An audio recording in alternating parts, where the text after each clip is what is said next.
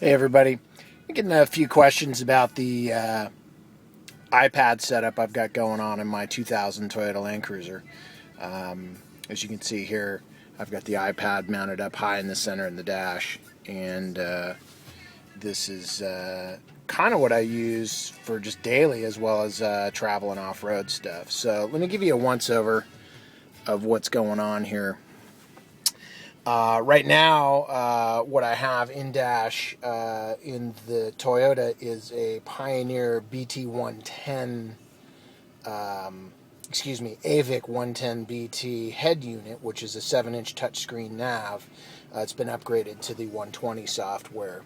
Normally in this position you'd see my iPhone 4, which I'm shooting this video on, so I have our secondary phone, which is an Evo 4G from Sprint. And more on that in a second. But the main setup above here is the iPad mounted to the dash. And the way that I've accomplished this is a couple of parts, really. The pad itself is mounted to a ProClip iPad mount, and then there's a center screw right here that goes through. I've taken some old parts from various little cell phone gadgets and actually created a customized mount. So you can probably see here, it's a very small pedestal mount, very short, etc. And rather than screwing into the dash and doing something radical and irreversible, I've used two-sided tape.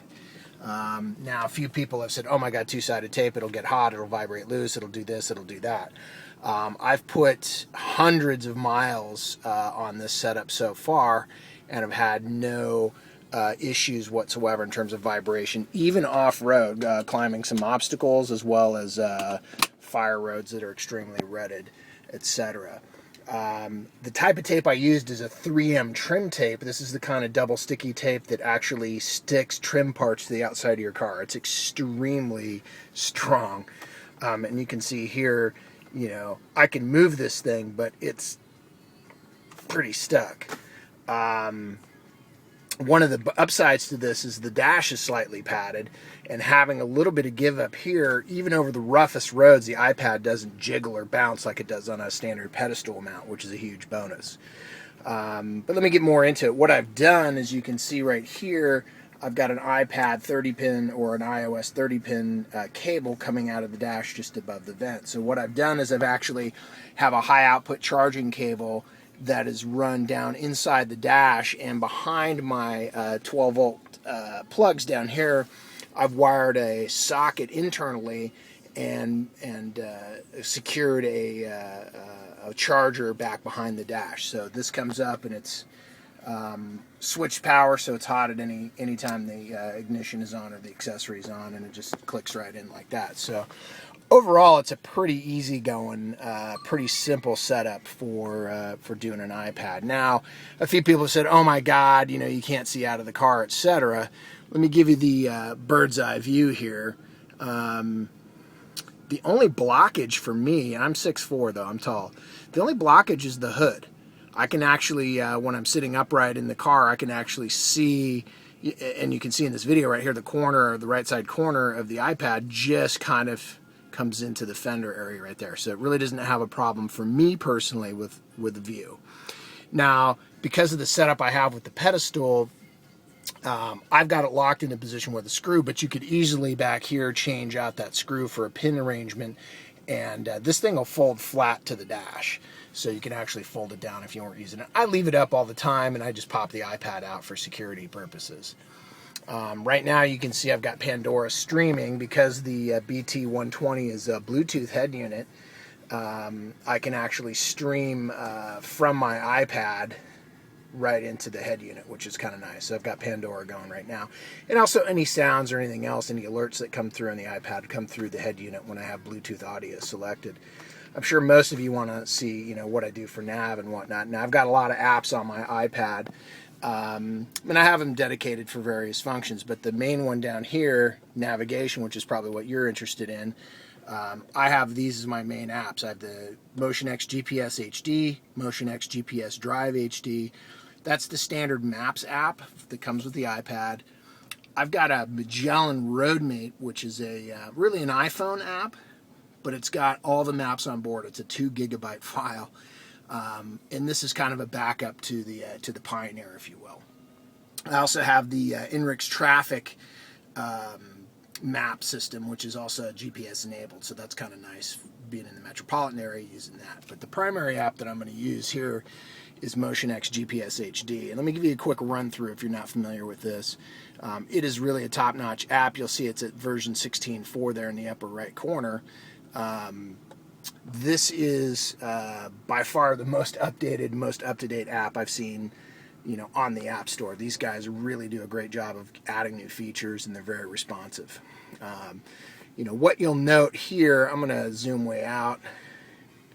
No need to see all my perfect position where I am, but so this is kind of an overview of the Bay Area in California. This is the Google Map view, but you've got several maps to choose from. You can do Bing, you can do Google, MotionX Maps, which are open source maps, and specifically the MotionX terrain maps. So what I want to do to give you an idea of the terrain, and recently I went did some off-road stuff. I created some waypoints, and let me look at the Punta Gorda one here. It's way up in the Lost Coast, no man's land. So that's the general area, and you can see tons and tons and tons of waypoints on the MotionX. So I'm going to zoom in, and look at how smooth this thing zooms. I mean, there isn't a consumer or even a pro GPS unit that has the fluidity of the zoom that this guy has. Now we're looking at Google Maps, right? So if we're up here where I was off-roading, there's no cell service to download Google Maps, but what I've done is I've cached maps. I've cached the terrain maps for the area. So even when I'm out of signal for the network, this is a 3G iPad, of course, when I'm out of signal area, I still have these maps on board. And you can see this is the 16 zoom here. See if we can get the old iPhone to focus. There we go. You can see the detail is pretty good on these things.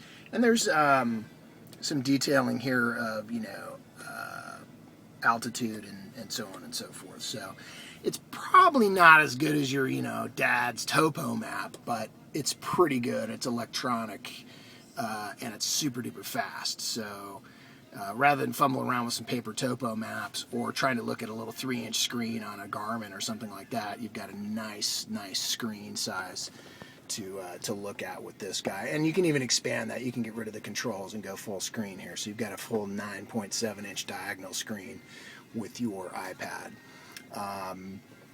Besides looking at the MotionX app, as I said, there's other apps on board. In this particular case, I've got a bunch of apps running right now. Let's kill a few of these. And boom. So that is a quick overview of the iPad mounted in the 2000 Land Cruiser. Any questions, you can hit me up at Rob Red or comment.